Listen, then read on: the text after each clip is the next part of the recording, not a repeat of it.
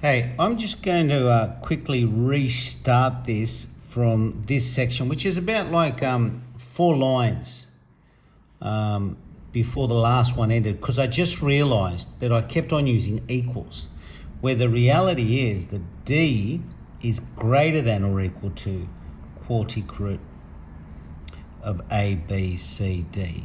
So D to the 4 is greater than or equal to A, B, C, D. So D cubed would be greater than or equal to ABC, which means that D would be greater than or equal to cube root of ABC. But we know that D is equal to A plus B plus C on 3.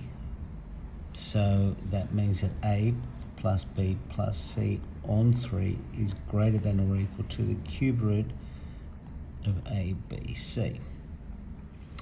Done. That fixes that last few lines where I just got lazy and I started using equals. So we've done it for 2, we've done it for 3, we've done it for 4. I just want to belabor the point and think about what happens for 6 numbers. Because you see, if I wanted to prove 5, I have to prove 6 first. Now I do know that A plus B plus C on 3 is greater than or equal to the cube root of ABC. And I do know that D plus E plus F on 3 is greater than or equal to the cube root of DEF.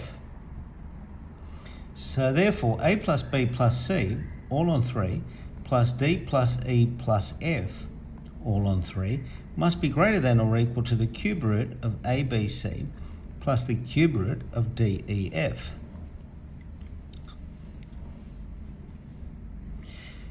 Now,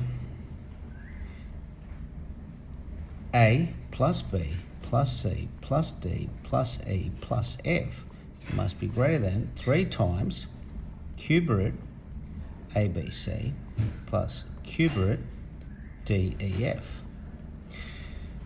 I bring you back now to the equation that we had used before, which basically said this. Now, this was to the power of 2, but it said that if I have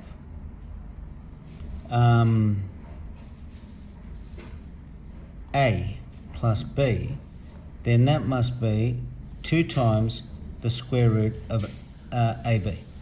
That A plus B has always got to be greater than or equal to 2 times the square root of A plus B. We've shown that. But my thing is, what happens if A looks like this and B looks like this? I could still apply this. I mean, it would look very different, and I would say it's greater than 3 times 2 square root of cube root of ABC times the cube root of DEF, which is equal to, I should put equals there, equals to 6, 3 times 2. Now that's going to be the square root of the cube root of A, B, C, D, E, and F, which is going to be 6 times the 6th root of A, B, C, D, E, and F. But I know that A plus B plus C plus D plus E plus F is greater than 6, 6, A, B, C, D, E, F. So A plus B plus C plus D plus E plus F all over 6 is greater than 6 A, B, C, D, E, and F. And that's the proof now for 6. But what about 5? Well, we have to do exactly the same thing we did for 3. I'm going to say A plus B plus C plus D plus E, that's 5 numbers, is equal to 5F. if I add an f to both sides, I get a plus b plus c plus d plus e plus f is equal to 6f. Okay.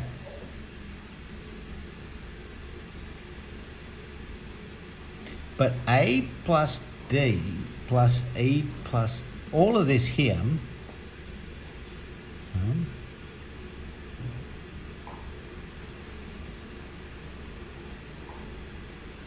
all of that, okay,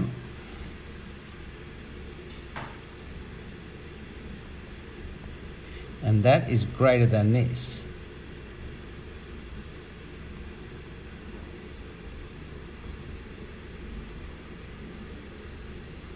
Now if I take this and I say f is greater than a, b, c, d, e, and f. So f to the power of 6 is going to be greater than or equal to a, b, c, d, e, and f, which means f to the power of 5 must be greater than a, b, c, d, e. Now this gives us our quintic root.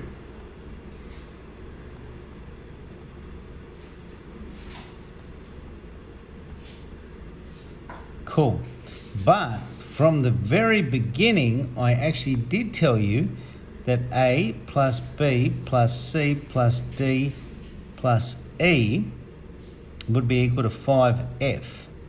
So f must be equal to a plus b plus c plus d plus e all over 5, which means that a plus b plus c plus d plus e all over 5 must be greater than the fifth of a, b, c, d, e. And then that proves it again for the power of 5. Okay. So we've done 6, we've done 5. If I wanted to do 7, I would do 8 first. And I would do that using x to the power of 4, x to the power of 4 to get x to the power of 8.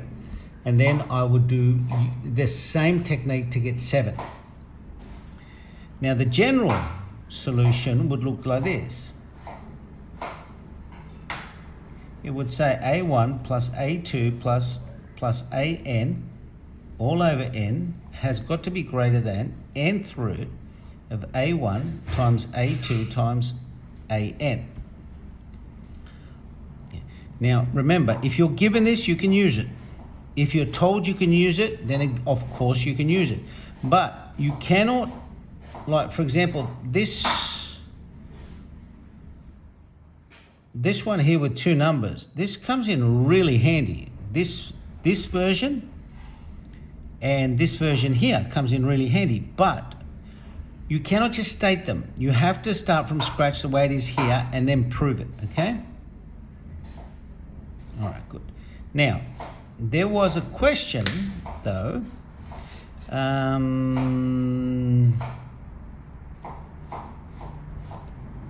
that got asked.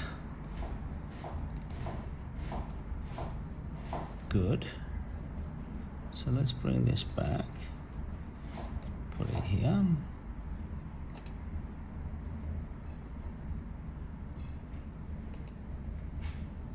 And it asks you to prove this. Now the thing about this is that it actually says by using the inequality. So, but you notice here that they've got the greater than and the less than, they've got a different sign here. So I'm going to change this around and I'm going to say this. A1, A2, an to the nth root must be greater than or equal to a1 plus a2 plus an all over n. But if I apply this to n positive integers, what I'm actually doing is this. 1 times 2 times 3 times n must be greater than 1 plus 2 plus 3 plus n all over n. Now this one here, that's an arithmetic series. And the sum of that would look like this. 2a plus n minus 1. Let me rephrase that. Let's start again. Sn would be equal to n on 2, 2a plus n minus 1d. So that would be n on 2, 2, because that's a, plus n minus 1, and the difference is 1 as well. So that becomes n on 2, n plus, well, that's 2 minus 1 is n plus 1. So if I come back now to here, this part here is equal to n plus 1 over 2, that's this 2 here, and then n. The n's cancel. And insert some space.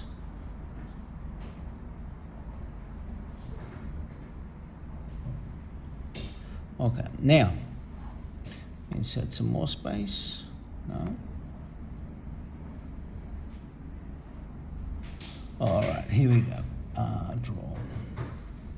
So that must mean that the nth root of n factorial must be equal to n plus 1 on 2.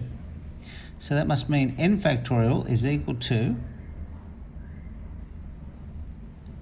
n plus 1 on 2 to the power of n, which is what we wanted to.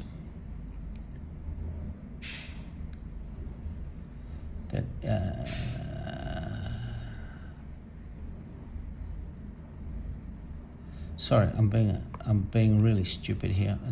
It's late at night and I'm tired. The geometric mean has got to be less than the arithmetic mean, which now this has to make sense. So I can now say less than or equal to. So that's less than or equal to, and then we're done. All right, that's it. That would explain the arithmetic geometric mean inequality. Thanks, guys.